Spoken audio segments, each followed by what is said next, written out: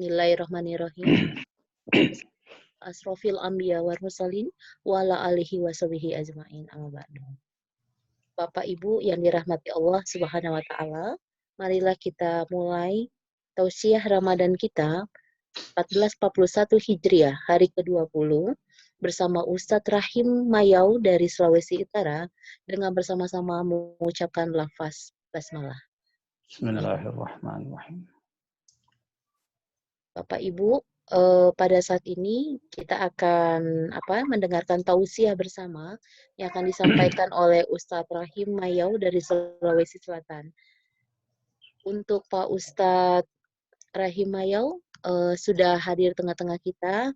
Tafadhol Pak Ustadz, disilakan untuk menyampaikan tausiahnya pada hari ke-20 Ramadan 1441 Hijriah ini. Tafadhol Pak Ustadz.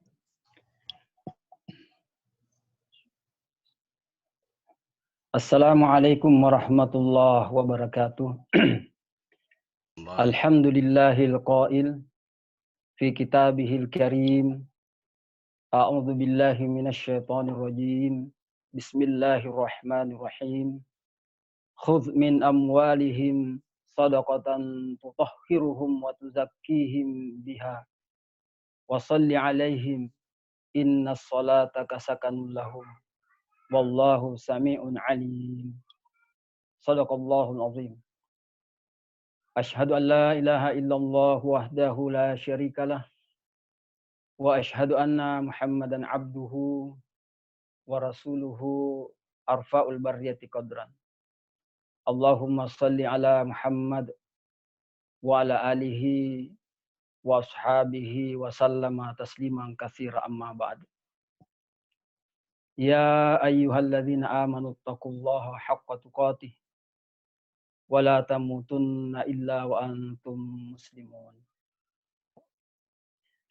Yang kami hormati dan kami banggakan Ketua Umum, Pak Sekjen dan segenap pengurus pusat. Demikian juga yang kami hormati dan kami muliakan seluruh ustadz-ustadz yang pada malam ini, pada malam hari Jumat malam ini bisa bersama-sama berpartisipasi dalam kegiatan tausiah yang dilaksanakan oleh pengurus pusat Parmusi. Jamaah sekalian yang saya hormati dan dimuliakan Allah Subhanahu wa taala. Pada malam ini saya akan membawakan tema yakni zakat dalam perspektif pemberdayaan dan memakmurkan. Jamaah sekalian yang saya hormati dan dimuliakan Allah Subhanahu wa taala. Untuk itu saya akan membawakan dua kisah tokoh Islam yakni Umar bin Khattab dan Umar bin Abdul Aziz. Umar bin Khattab radhiyallahu anhu dan Umar bin Abdul Aziz. Kedua beliau ini adalah khalifah. Yang pertama adalah Umar bin Khattab. Umar bin Khattab radhiyallahu anhu ini menempatkan sahabat Muaz bin Jabal di Yaman untuk mengurus dan mengelola urusan zakat umat Islam di Yaman. Kebetulan sahabat Muaz bin Jabal radhiyallahu anhu ini sudah bertugas juga sejak zaman kekhalifahan Abu Bakar As-Siddiq. Di tahun pertama tugas menjalankan sebagai amil, Muaz bin Jabal itu mengembalikan hasil zakat ke Khalifah Umar bin Khattab di Madinah untuk ditempatkan di Baitul Mal. Itu sepertiga bagian dari hasil yang dia kumpulkan. Sehingga Umar bin Khattab radhiyallahu anhu sebagai khalifah mengatakan kepada sahabat Muaz bin Jabal radhiyallahu anhu, "Wahai Muaz, saya tidak menugaskan engkau untuk menjadi petugas pajak di Yaman, Tapi saya menugaskan engkau sebagai amil di sana, petugas zakat. Tapi kata Muaz bin Jabal, bahwa saya sudah mencari orang yang harus dibantu, dan semua sudah terselesaikan, maka kelebihan daripada dana zakat yang saya kumpulkan ini, saya kembalikan kepada Baitul Mal negara. Tahun kedua, jamaah sekalian yang saya hormati dan dimuliakan Allah Subhanahu wa Ta'ala, para ustadz sekalian, Muaz bin Jabal mengembalikan 1/2 bagian dari hasil zakat yang dikumpulkan. Kembali Umar mengatakan hal yang sama, bahwa wahai Muaz, saya menugaskan engkau di Yaman itu bukan sebagai petugas pajak, bukan sebagai petugas yang memungut upeti, tetapi sebagai amil. Kata Muaz bin Jabal, saya sudah melaksanakan tugas saya, dan inilah sisa dari apa yang saya kerjakan. 1/2 bagian dari yang telah saya kumpulkan. Saya kembalikan kepada Baitul Mal negara. Kira-kira kalau Baitul Mal negara dalam konteks Indonesia ini adalah kas negara. Kemudian tahun ketiga, jamaah sekalian, para ustadz yang saya hormati dan dimuliakan Allah Subhanahu wa Ta'ala, Muaz bin Jabal malah mengembalikan seluruh harta zakat yang telah dikumpulkan kepada Khalifah Umar bin Khattab. Umar pun tetap menyampaikan hal yang serupa, bahwa saya tidak menugaskan engkau ke sana sebagai petugas pajak, tapi sebagai amil. Kata Muaz bin Jabal, di Yaman ini kita tidak menemukan lagi orang yang susah. Tidak ada lagi mustahik. Semua orang telah berubah keadaannya dari mustahik menjadi muzakki. Dari orang yang tidak mampu membayar zakat menjadi orang yang berkelebihan mampu untuk membayar zakat. Sehingga saya mengembalikan seluruhnya kepada khalifah, mengembalikan kepada Baitul Mal negara. Itu artinya jamaah sekalian rahmati Allah Subhanahu wa Ta'ala. Zakat ketika dipungut dengan baik, dikelola dengan baik, dilaksanakan dengan penuh amanah, dia akan mensejahterakan. Dia akan memakmurkan. Seperti apa yang terjadi di masa Umar bin Khattab radhiyallahu anhu. Yang kedua adalah Umar yang kedua, yakni Umar bin Abdul Aziz. Khalifah Umar bin Abdul Aziz, jamaah sekalian rahmati Allah Subhanahu wa Ta'ala, juga menugaskan petugas zakat yang bernama Yahya bin Sa'id ke Afrika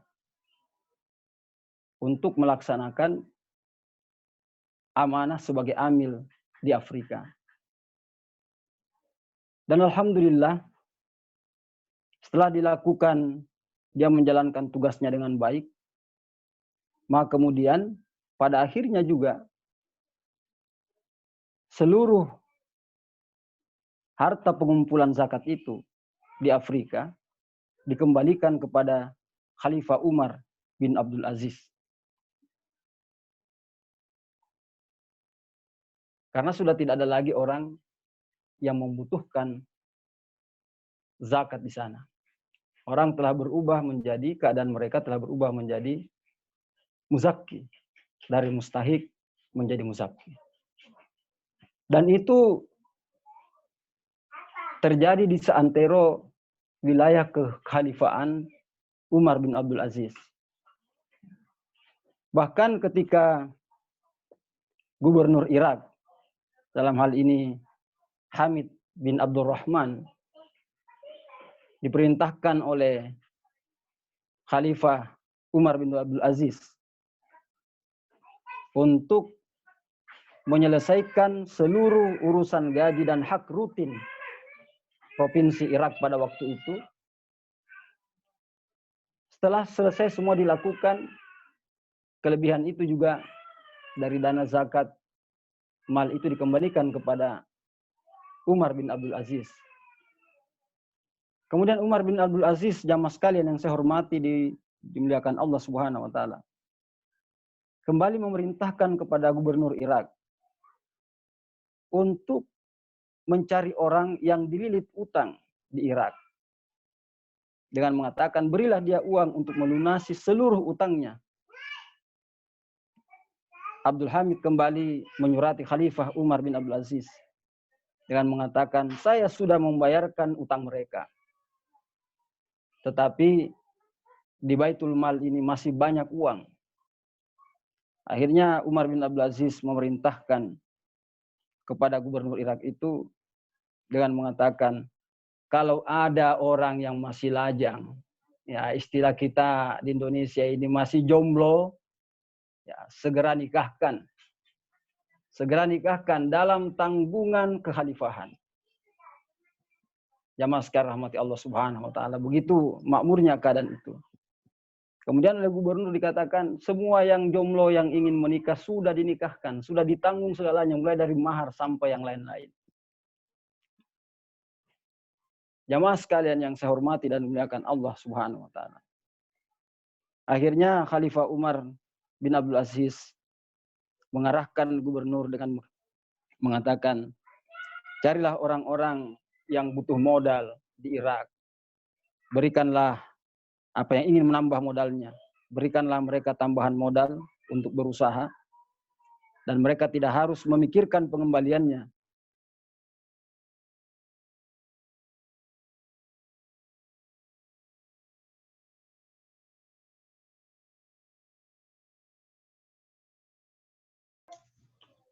Jadi kalau kita kembali kepada perintah Allah Subhanahu wa taala yang terdapat dalam Al-Qur'an surah At-Taubah ayat 103. Khudh min amwalihim shadaqatan tutahhiruhum wa tuzakkihim biha wa shalli 'alaihim innas salataka sakanun lahum wallahu sami'un 'alim. Memang Allah memerintahkan, ambillah zakat dari sebagian harta mereka. Dengan zakat itu kamu membersihkan dan mensucikan mereka. Dan berdoalah untuk mereka. Sesungguhnya doa kamu itu menjadi ketentraman jiwa bagi mereka. Dan Allah Maha mendengar, lagi Maha mengetahui. Jamaah sekalian yang saya hormati dan dimuliakan Allah Subhanahu wa taala. Kita akan mencoba melihat bagaimana potensi zakat yang ada di negeri kita ini. Negara dengan jumlah penduduk muslim terbesar di dunia, kurang lebih 200 juta penduduk muslim di Indonesia ini. Potensi zakat umat Islam ini menurut laporan dari Basnas, outlook zakatnya Basnas tahun 2019, bahwa potensi zakat umat Islam di Indonesia itu tahun 2017 233,8 triliun. Ya, potensi zakat umat Islam 233,8 triliun. Akan tetapi, hadirin sekalian yang saya hormati dan dimuliakan Allah Subhanahu wa taala, potensi yang begitu besar itu hanya bisa dikumpul dalam satu tahun itu 6,2 triliun. Satu angka, perbandingan angka yang sangat senjang antara 233,8 triliun dengan 6,2 triliun. Ini oleh Basnas dengan seluruh jajaran Basnya ke daerah, ditambah dengan seluruh lembaga amil zakat. Seluruh lembaga amil zakat, hanya 6,2 triliun. Katakanlah dari 6,2 triliun itu, ada selain itu yang membayar langsung. Kalaupun kita tambah sejumlah yang sama, jumlahnya baru 12,4 triliun. Tetap masih senjang dari jumlah 233,8 triliun. Jamaah sekalian yang saya hormati dan dimuliakan Allah Subhanahu wa taala. Bahkan oleh pakar yang mempelajari tentang perzakatan ini mengatakan bahwa sekiranya zakat itu sudah diterapkan sebagai insentif pajak, maka jumlahnya lebih besar dari itu, bisa 2 kali lipat, 462 triliun. Tentu jamaah sekalian rahmati Allah Subhanahu wa taala, angka itu sekiranya berjalan secara ideal, ya, faktanya ada dan kemudian mampu dikumpul 90% saja, tentu keadaan umat Islam di negeri kita ini akan sangat jauh lebih baik dari kondisi umat Islam hari ini. Jamaah sekalian yang saya hormati dan dimuliakan Allah Subhanahu wa taala. Itu tadi dari sisi potensi.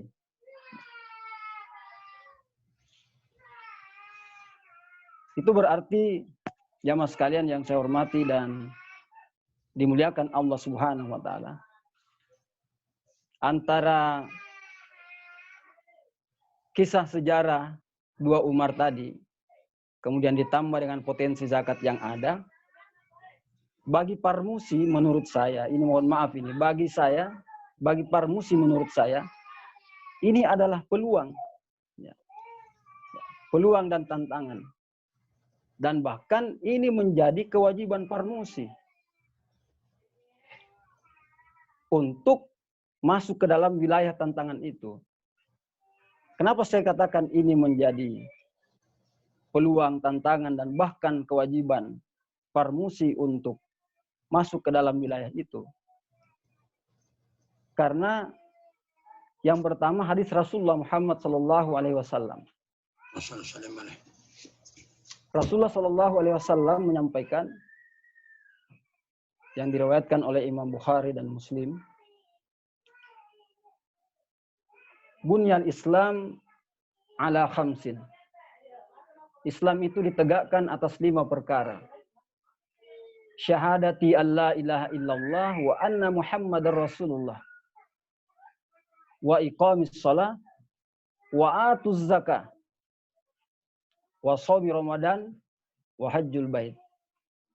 Jadi jelas di sini bahwa pondasi Islam itu tegak atas 5 perkara. Satu di antaranya adalah zakat. Satu di antaranya adalah zakat. Nah, disinilah sehingga saya mengatakan ini menjadi peluang bagi Parmusi dan bahkan bisa kita katakan sebagai kewajiban Parmusi untuk masuk di dalam urusan perzakatan itu. Yang kedua adalah regulasi yang ada di negeri kita ini. Regulasi yang ada di negeri kita ini sudah memberikan ruang untuk ormas Islam. Kalau kita melihat paparan dari Peraturan Pemerintah Republik Indonesia Nomor 14 Tahun 2014 tentang pelaksanaan Undang-Undang Nomor 23 Tahun 2011 tentang pengelolaan zakat, di situ di dalam bagian persyaratan organisasi pasal ke-56 dinyatakan bahwa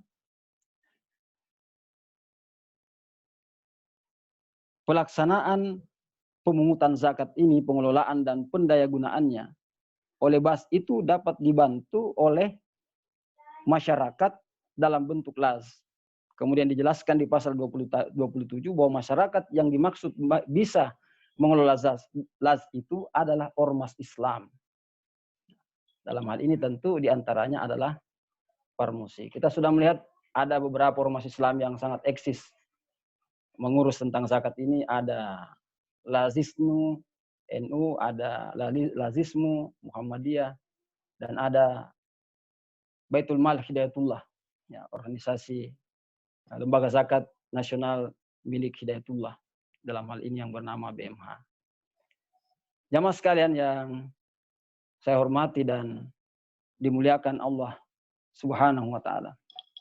Untuk itulah pada kesempatan yang berbahagia ini mungkin memang bisa menjadi bahan diskusi kita karena kita juga belum tahu sejauh mana langkah-langkah yang sudah pernah ditempuh atau sedang ditempuh oleh pengurus pusat dalam hal urusan perzakatan ini. Saya kira demikian. Billahi taufik wal hidayah. Wassalamualaikum warahmatullahi wabarakatuh. Waalaikumsalam warahmatullahi wabarakatuh.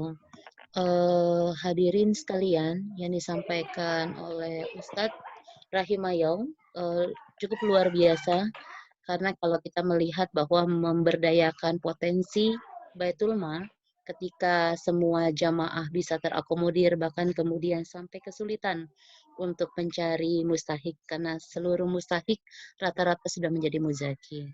tadi sedikit banyak juga disinggung berkaitan dengan partisipan, mulai dari apa namanya, jumlah potensi zakat di Indonesia itu tadi disampaikan kurang lebihnya adalah 233,8 triliun, tapi kemudian yang bisa direalisasikan adalah 6,2. Kalau kita hitung persentase, jumlah persentasenya masih sangat cukup sedikit ya Pak Ustadz ya, hanya 0,02% dari apa namanya, dari seluruh potensi zakat yang ada. Tentunya hal ini juga perlu di-sharing-kan dengan rekan-rekan Parmusi se-Indonesia. Tafadhol kepada Bapak Ibu yang dapat memberikan masukan atau kemudian ingin sharing dengan Pak Ustadz. Silakan.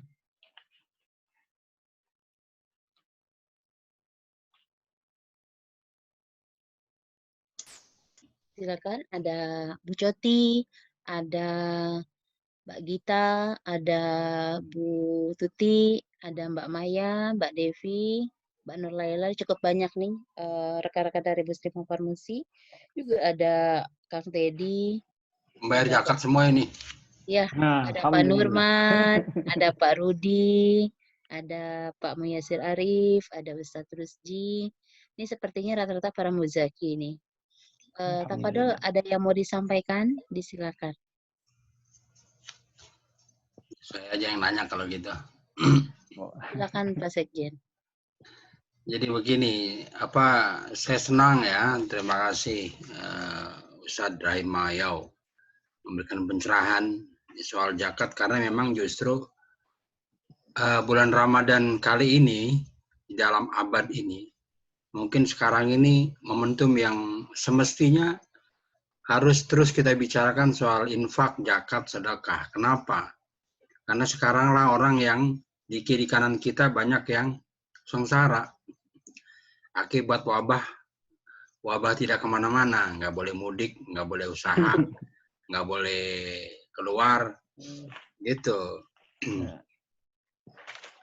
Itu ya banyak yang sengsara. Makanya mestinya sekarang saatnya kita turun. Gitu ya Pak Rahim ya. Yang pertama, yang kedua begini. Saya tanya Pak Rahim, apa gunanya mengumpulkan zakat ataupun infak gitu ya? Kalau yang udah dikumpulkan susah membaginya. Kalau dulu kan bingung kepada siapa membaginya.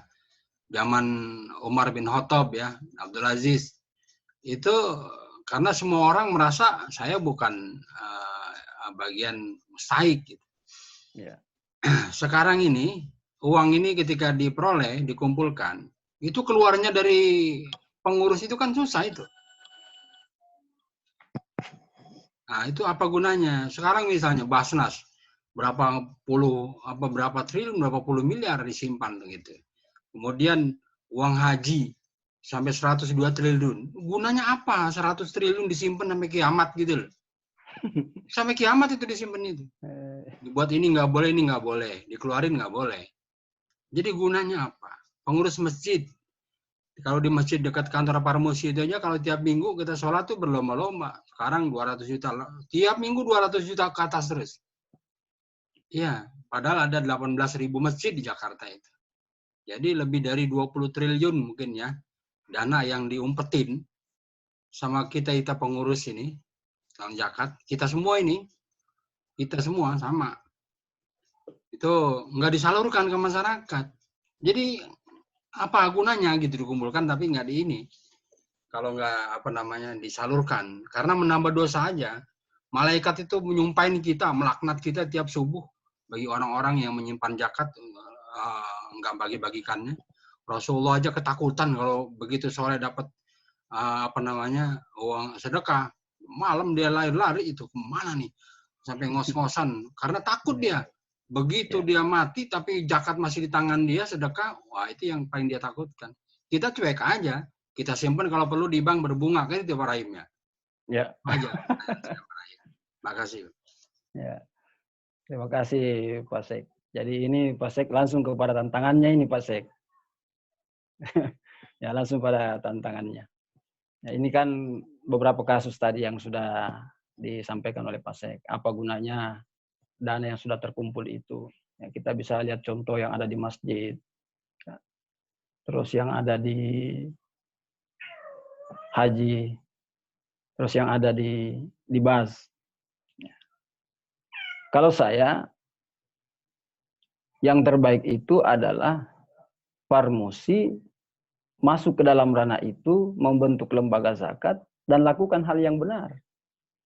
Sebagaimana benarnya yang dilakukan oleh generasi sahabat. Bahwa awalnya, seperti contoh kasus Mu'az bin Jabal, itu kan tahun pertama ada 1/3 bagian. Berarti ada 2/3 dari orang-orang yang ada di Yaman itu masih berstatus mustahik. Tapi karena dikelola dengan baik, tahun berikutnya naik lagi persentasenya, 1/2 dikembalikan. Berarti ada perubahan di tempat diurus dengan baik dana zakat itu. Sampai kemudian tahun ketiga, seluruhnya harus dikembalikan oleh Mu'az bin Jabal. Di situ ada gambaran, ada keberhasilan, dan ada amanah yang dijalankan dengan baik. Ini hebatnya saya lihat zakat ini, kalau kita baca Al-Quran surah At-Taubah ayat yang ke-60, amil itu adalah satu-satunya pekerjaan mungkin di dunia ini yang Allah yang menyebutnya sebagai pekerjaan sekaligus memberitahu sekian bagiannya, 1/8 bagian. Tidak ada pekerjaan yang lain. Ini satu-satunya pekerjaan yang disebutkan jenis pekerjaannya dan juga berapa bagiannya. Begitu pentingnya urusan ini. Begitu pentingnya. Jadi kalau saya bahwa memang mereka ada kesalahan dalam hal mengurus dan yang ada itu kesalahan mereka. Tapi kalau kita yang lakukan, ya mari kita lakukan dengan cara yang baik dan benar. Saya coba-coba baca aturan-aturan yang ada, sungguh luar biasa. Ya pertama, kalau ormas Islam mau buat las, masyarakat mau buat las, dia harus ormas Islam. Ormas Islam dalam hal ini yang sudah terdaftar. Ini kan aturan yang jelas. Yang kedua, programnya itu menyangkut pendidikan, dakwah, dan sosial. Nah ini kan adalah kegiatan-kegiatan yang memang sudah dilaksanakan oleh Parmusi.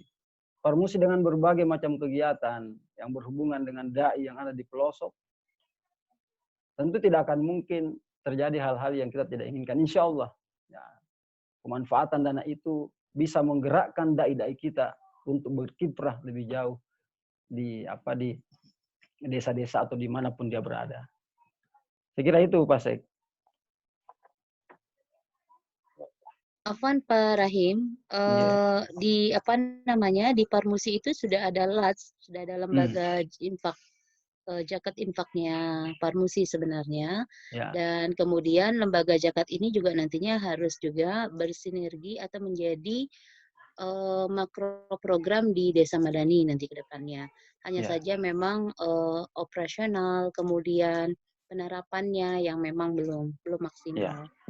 Baru di tingkat pusat sejauh ini. Ya.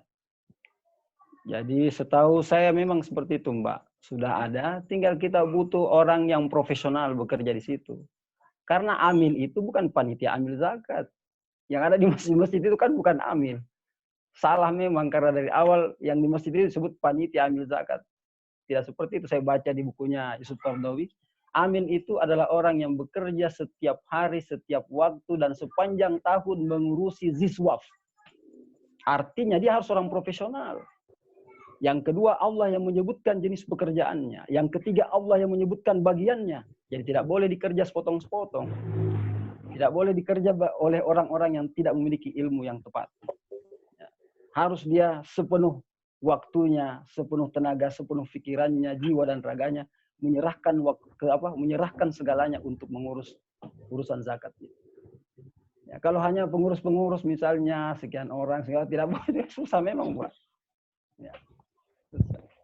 Jadi perlu memang ke depan butuh kajian ini untuk menempatkan orang-orang yang tepat. Saya kira itu, Ibu Moderator.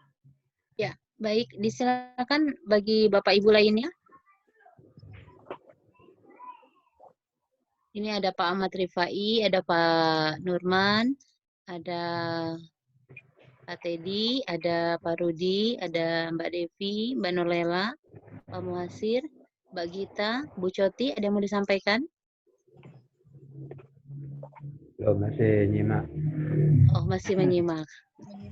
Ya, Pak Rifai, hari ini tadi diskusi kajiannya adalah bagaimana kita memperbandingkan situasi pemberdayaan Baitul Mal yang efektif sehingga bisa ada pergeseran dari seluruh mustahik berubah menjadi muzaki, bahkan kesulitan untuk menemukan mustahik, dan perbandingannya ketika di Indonesia potensi zakat yang luar biasa tapi hanya serapannya 0,2%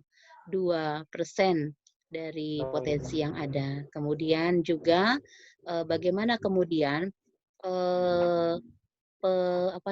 mengkondisikan lembaga infak zakat parmusi menjadi lebih adaptif ya, lebih kuat sehingga memang ditangani secara profesional seperti layaknya contoh lembaga infak sedekahnya baik Muhammadiyah maupun NU atau Hidayatullah yang sudah lebih awal menggeluti hal tersebut.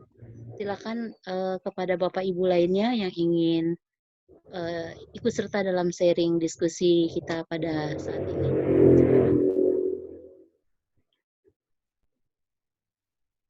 Atau Pak Sekjen, disilakan Pak Sekjen, ada yang mau disampaikan Pak Sekjen berkaitan dengan LATS-nya Parmusi Pak Sekjen. Silakan Pak Sekjen. Kita udah punya SK membentuk Lajis Muslimin namanya. Itu udah setahun lebih yang lalu ya, ketuanya Pak Anhar, sekretarisnya Mbak Dewi. Tapi nggak jalan, aja. Karena memang itu kerja ikhlas. Organisasi nggak digaji apa gitu susah.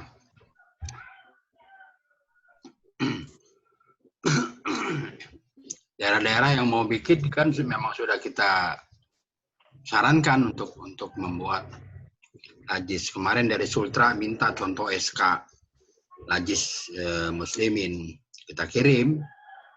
Ini kalau bagi daerah yang mau perlu SK, ya kita siapkan.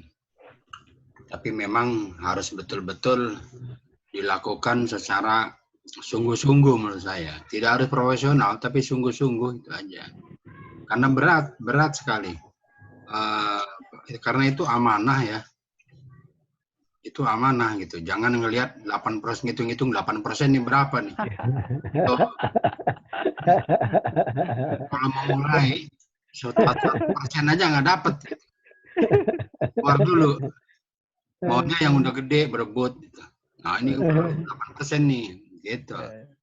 Jadi kalau pendaftaran lembaga-lembaga zakat nasional itu kan berebut. Karena nggak perlu kerja keras, dia langsung cuma datang rapat aja, dapat lah gitu. Ya, yang 8% itu. Tapi merintis itu nggak mudah. Nggak mudah. Udah ngumpul pun menurut saya tidak mudah. Parmusi udah mengumpulkan. Membagikannya kan nggak gampang. Buat rakernas dulu, ini dulu, susah juga keluarnya. Itu yang membuat saya hampir gila gitu. Stres. Itulah menurut saya. Kita mau ngapain sih ngumpulin? Baru hampir Pak Sekjen. Saya tadi bilang ngapain ngumpulin gitu ya. Kalau kemudian nggak dibagikan gitu. Ya kita nggak punya kuasa. Ya. Kadang-kadang susah, tapi punya tanggung jawab di situ. Tapi punya tanggung jawab, tapi nggak punya kuasa. Itu yang membuat kita berdosa. Karena apa?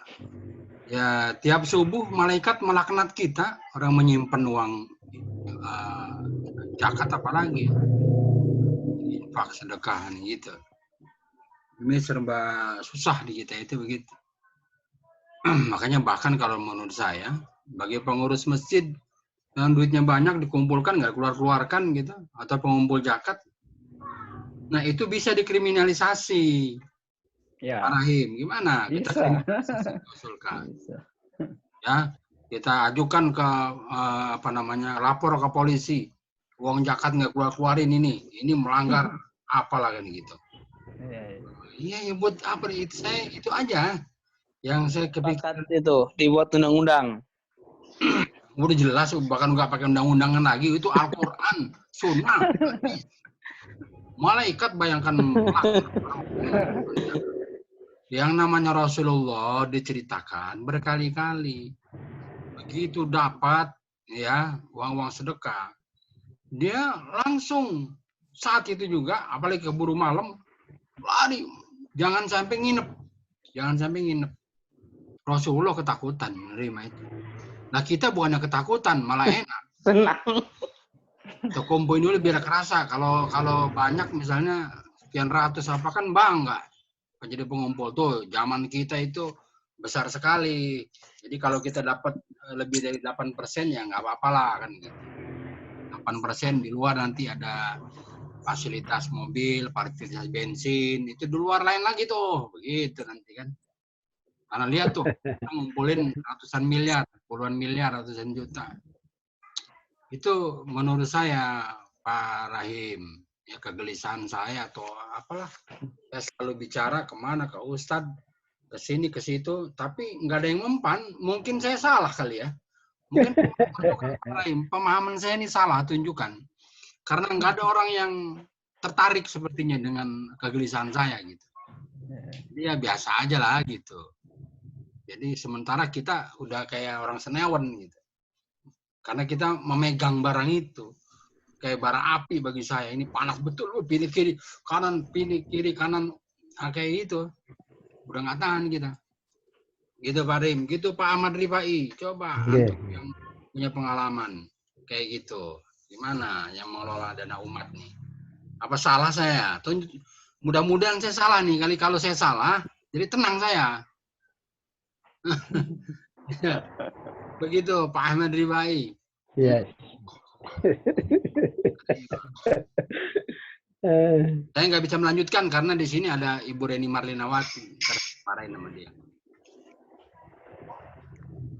Masuk sedikit Pak.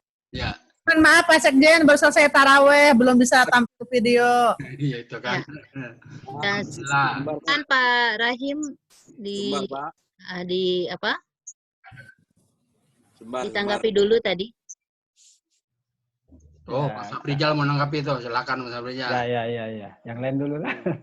Tadi kan karena di Padang baru di lagi terawih Pak. Kami terawih. Nomor 2 COVID-nya sudah Sumatera Utara. Sudah 300 lebih. Ini Pak, kalau kita perhatikan memang situasi kondisi ini kan masalah lazis ini kan sudah berkembang di mana-mana. Dengan ormas-ormas yang besar saja sudah lama berjalan lazisnya. Karena kita basis kita yang banyak kan dari atas ke bawah. Ke bawah itu makin lama makin kecil. Sehingga basis dasar tidak ada kita. Seandainya ada basis dari bawah ke atas itu bagus kan Pak. Tetapi situasi kondisi kepemimpinan baru berdiri 2000. Bergerak aktif lagi 2000. Sehingga ibarat sudah lama tidak bergerak, baru digerak kembali 2000 ke atas. Walaupun kita jalan tertatih-tatih baru menggerakkan dai, memang orang sudah lama berdiri bergerak dari kita semua. Maka lembaga sudah banyak, sudah menjamur lembaga ini. Muhammadiyah itu dan juga ormas-ormas bahkan di sekolah pun lah bentuk lembaga lazis. Dan Muhammadiyah pun kalau kita Iya, Fer mau ngapain di situ? Mau nyorot tanda kursor Vera ngapain? Muhammadiyah adalah lagi aktif, hilang. Itu lembaga lazis. Kalau nggak dipakai hilang.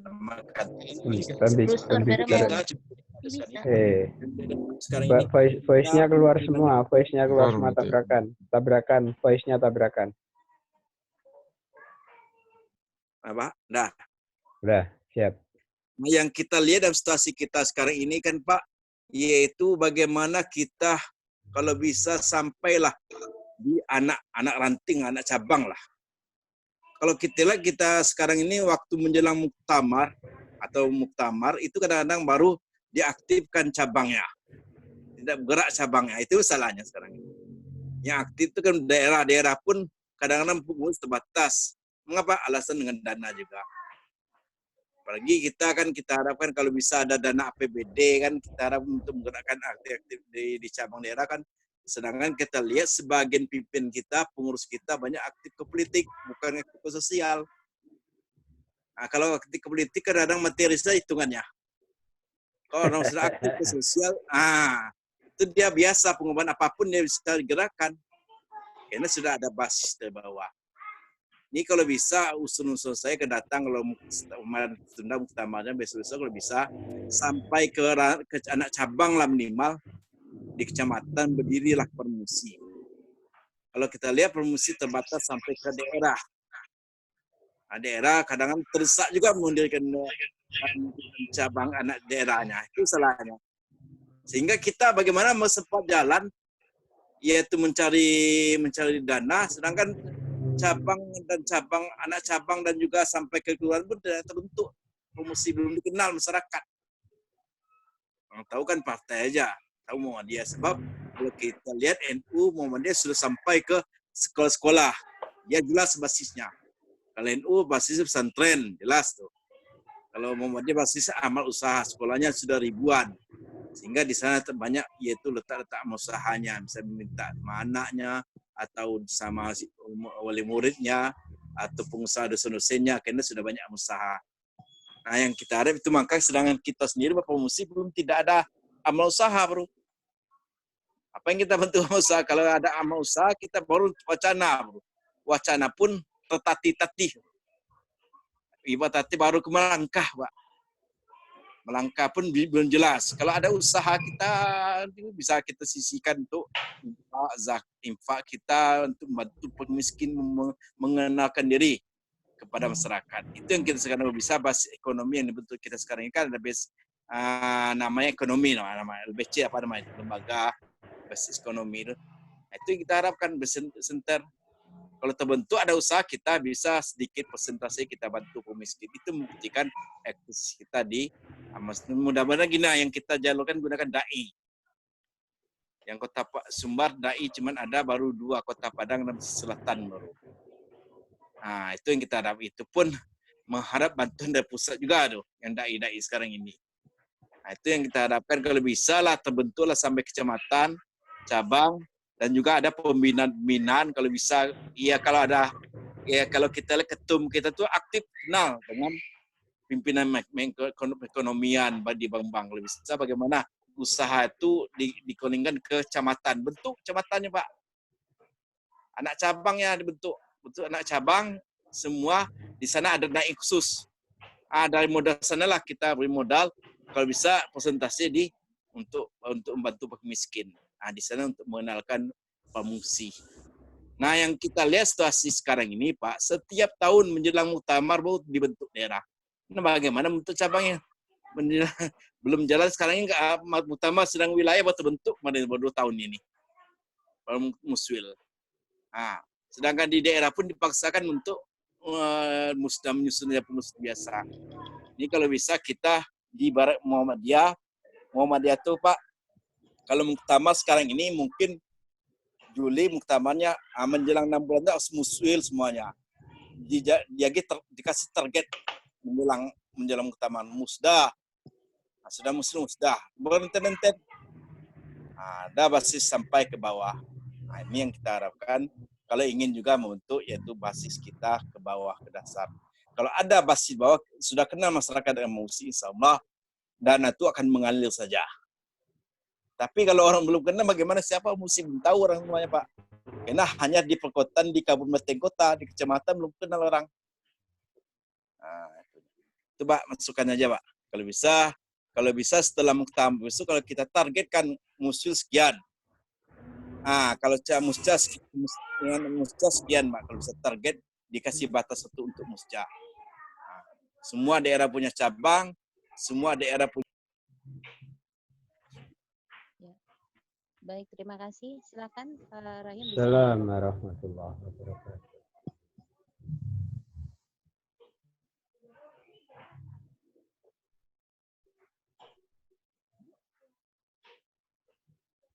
Silakan Pak Rahim.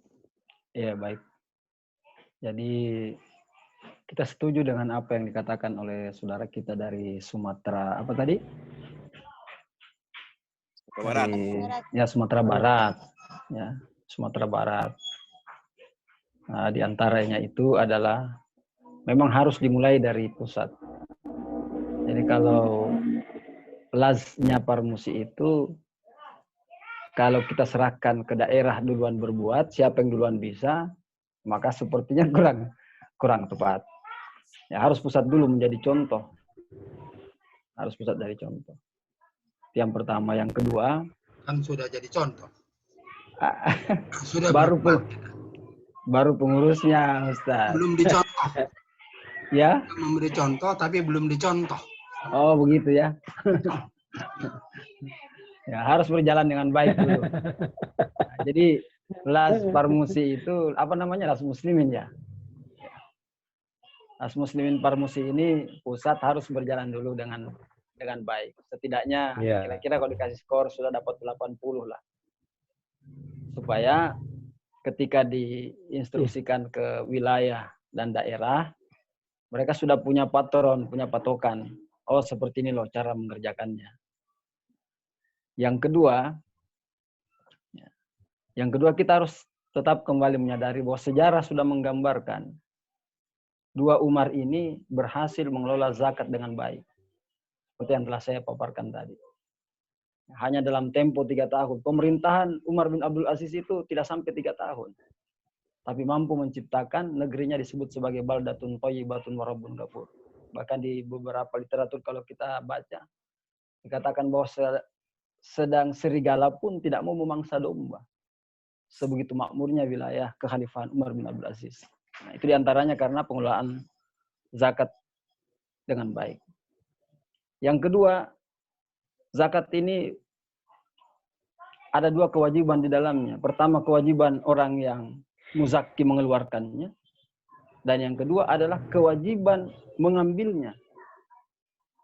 Negara berkewajiban mengambilnya melalui badan ambil zakat. Melalui lembaga ambil zakat kalau berdasarkan regulasi yang ada di negara kita ini. Yang ketiga, kesenjangan itu tadi. Yang baru 0,2% dari total potensi zakat yang ada yang 233 triliun, itu baru 6,8 triliun yang bisa diambil. Sangat senjang. Bisa jadi kesenjangan dari penarikan itu karena memang jumlah dari lembaga zakat yang ada, yang profesional itu belum cukup. Sehingga ini menjadi kewajiban Parmusi juga. Kita tidak meragukan kemampuan dari orang-orang pusat yang sudah ditempatkan, tapi sekali lagi sepanjang yang saya tahu, mengurus lembaga zakat itu, kalau kita jadi amil, tidak boleh urus yang lain. Jadi amil ya jadi amil. Itu menjadi pekerjaannya setiap hari, sepanjang bulan, sepanjang tahun. Itu menjadi pekerjaannya. Karena dia menjalankan amanah, dan juga Allah sudah menyebutkan berapa bagian. Jadi yang perlu dipikirkan bersama di tingkat pusat dan wilayah. Bahwa kegelisahan yang disampaikan Pak Sek itu ya benar sekali. Tidak boleh kita memegang amanah lantas kemudian tidak menjalankan amanah itu. Salah satu penyebab tidak mampu menjalankan amanah karena memang tidak menguasai. Kita tidak menguasai bidang itu. Jadi harus orang yang tepat. Ya, serahkan pada ahlinya masing-masing. Saya kira demikian. Terima kasih, Pak. Disilakan Pak Sekjen. Ada yang ingin ditambahkan Pak Sekjen? Itu tawarin Mbak Reni, mungkin dia mau bayar zakat langsung di sini kali. Ustaz Vera, aku mau tambah sedikit dulu. Ya. Silakan. Pak Sekjen, Ustaz Vera. Oke, Assalamualaikum warahmatullahi wabarakatuh. Ini Pak Rahim. Ini saya melihat dari NTT ya, seperti kesenjangan yang dibilang oleh Pak Rahim dalam dihitung oleh persentasenya 0,02%. Ya, dan kita melihat juga kenyataan seperti yang tadi dibilang Pak Sekjen, bahwa menumpuknya uang-uang zakat atau uang infak sedekah di masjid, ini kalau menurut pengamat saya bahwa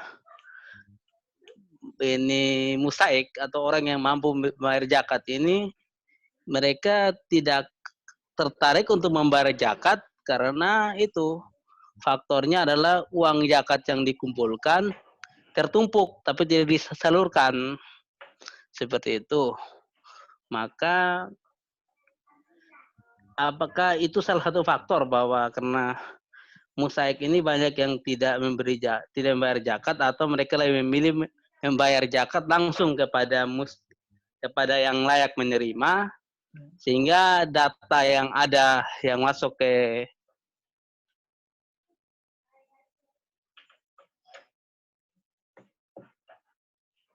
saya kembalikan.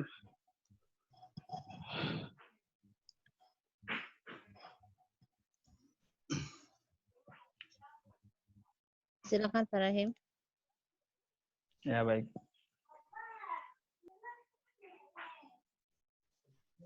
Kalau di masjid, ya karena memang banyak juga orang mengurus masjid itu modal semangat. Ya modal semangat mengurusi masjid. Ya makanya kejadiannya seperti itu.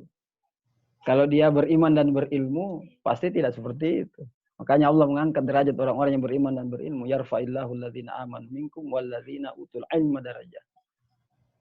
Kan secara kenyataan memang begitu. Rata-rata banyak orang yang mengurus masjid. Bahkan tadi saya ditelepon teman, ya masjid itu sudah, beberapa masjid sudah menjadi menjadi pengurus itu, menjadi bagian dari tujuan-tujuan politik ke depan. Itu kalau masjid. Tapi kalau lembaga zakat yang dikelola secara profesional seperti punya NU, punya Muhammadiyah, Badan Amil Zakat yang dimiliki oleh Hidayatullah, alhamdulillah transparan dalam hal pengumpulan, dalam hal penyaluran pemberdayaan, semua transparan. Saya lihat di undang-undangnya dan juga kenyataannya, saya bincang-bincang sama teman, itu kan mereka diaudit. Diaudit oleh akuntan publik.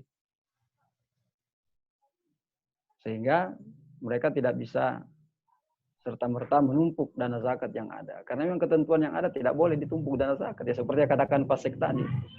Bahwa Rasulullah kalau ada harta yang didapat di sore hari, ya sebelum malam Rasulullah sudah menyerahkan. Begitupun seharusnya lembaga zakat yang ada. Ini secara ideal ya. Kalau saya kan memang sengaja membawakan materi tentang zakat pada hari ini, itu dari perspektif bahwa zakat itu bisa memberdayakan dan memakmurkan. Ya, dengan contoh-contoh yang ada, dengan regulasi yang ada. Ya, persoalan kita misalnya dari Parmusi belum mampu menjalankannya, ya itulah yang perlu kita bicarakan, perlu kita diskusikan bagaimana supaya bisa berjalan dengan baik. Kira begitu, Ibu Moderator, saya kembalikan. Terima kasih Pak Rahim. Pak Sekjen, disilakan Pak Sekjen. Ada yang ingin disampaikan kembali? Enggak, cukup. Cukup. Baik, Bapak Ibu. Tambah pusing nanti Pak Sek. Bapak Ibu, PR kita cukup banyak karena memang kalau kita melihat kondisi bagaimana kemudian pemanfaatan zakat ini, sebenarnya kalau dilihat dari potensinya cukup banyak. Tetapi dilihat dari challenge atau tantangannya juga cukup besar. Tentunya kita ke depan harus memikirkan langkah-langkah strategis atau progres yang strategis, karena bukan sesuatu yang tidak mungkin. Beberapa ormas lainnya sudah sukses untuk mendalami berkaitan dengan pengelolaan zakat, bahkan juga disertai dengan standar ISO tertentu. Tentunya ini menjadi tantangan bagi Parmusi ke depan supaya dapat bisa mengikuti lembaga-lembaga lainnya. Dan dengan berdayanya zakat, insya Allah nantinya seluruh mustahik yang ada di Indonesia ini bisa bergeser perannya menjadi muzaki. Bahkan nanti juga mungkin di Indonesia juga kita akan kesulitan menemukan kaum du'afa atau mustadafiin nanti ke depannya. Amin. Insya Allah. Nah, baik Bapak dan Ibu sekalian, bila tidak ada lagi yang disampaikan, tidak ada kalimat statement Pak Sekjen. Pak Sekjen masih bergabung dengan kita? Cukup. Kata-kata terakhir Mbak Reni aja itu, biar dia kasih. Closing statement di Daulat Teh Reni. Tafadhol Teh Reni. Allahu Akbar, Sekjen ini ampun. Kerjain terus nih, menjajah terus dan nih mentang-mentang saya perempuan. Kita sama-sama udah berdoa belum, Mbak? Belum kan? Belum. Teteh nemuin doa Teteh. Bismillahirrahmanirrahim. Allah hadiniyah wa kullu niyatin sholihah bil barakati umul Quran al-Fatihah. A'udzu billahi minasyaitonir rajim. Bismillahirrahmanirrahim. Alhamdulillahirabbil alamin arrahmanirrahim maliki yaumiddin. Iyyaka na'budu wa iyyaka nasta'in ihdinas siratal mustaqim siratal ladzina an'amta 'alaihim ghairil maghdubi 'alaihim waladdallin. Amin. Bismillahirrahmanirrahim. Hamdan na'imin, hamdan syakirin, hamdan yuwafi ni'amahu wa qad mazidah. Ya Rabbana lakal hamdu wa lakal syukru kama yanbaghi li jalali wajhikal karim wa 'azimi sultanik. Allahumma shalli ala sayyidina Muhammad wa ala alihi wasallam. Allahumma inna nas'aluka hifdzan nabiyyin wa zakal mursalin wa fahmal 'arifin wa nawwir qulubana bil ilmi wal iman. Wa na'udzubika minal kasali wal hadiyan. Allahumma rzuqna ilman nafi'an wa amalan mutaqabbala wa rzuqna rizqan halalan thayyiban bi rahmatika ya arhamar rahimin. Allahumma inna nas'aluka salamatan fid din wa afiatan fil jasad wa ziyadatan fil ilmi wa barakatan fil rizqi wa tubatan qabla maut wa rahmatan inda maut wa maghfiratan badal maut. Allahumma hawwin 'alaina fi sakaratil maut wa najatan minan nar wa afaina hisab. Rabbana la tu'akhidna in nasina wa ata'na. Rabbana wa la tahmil 'alaina isran kama hamaltahu 'ala alladziina min qablina. Rabbana wa la tuhammilna ma la taqata lana bih wa'fu 'anna waghfir lana warhamna anta maulana fansurna 'alal qaumil kafirin. Rabbana hab lana min azwajina wa dhurriyyatina qurrata a'yun waj'alna lil muttaqina imama. Rabbana innana sami'na munadiyan yunadi lil iman an aminu bi rabbikum fa amanna. Rabbana faghfir lana dunubana wa kaffir 'anna sayyi'atina wa tawaffana ma'al abrar. Rabbana dhalamna anfusana wa illam taghfir lana wa tarhamna lanakunanna minal khasirin. Rabbana atina fid dunya hasanah wa fil akhirati hasanah wa qina adzabannar. Wa sallallahu ala sayyidina Muhammad wa ala alihi wasallam. Subhana rabbika rabbil izzati amma yasifun wa salamun alal mursalin walhamdulillahirabbil alamin. Amin ya rabbal alamin. Terima kasih. Wassalamualaikum warahmatullahi wabarakatuh. Waalaikumsalam warahmatullahi wabarakatuh. Telah dibacakan doa, maka bersama-sama kita tutup taklim kita atau tausiah kita pada hari ke-20 Ramadan ini dengan sama-sama membaca kalimat penutup majelis. Doa penutup majelis, subhanakallahumma wa bihamdika asyhadu an la ilaha illa anta astaghfiruka wa atubu ilaik. Alhamdulillahirabbil alamin. Assalamualaikum warahmatullahi wabarakatuh. Waalaikumsalam.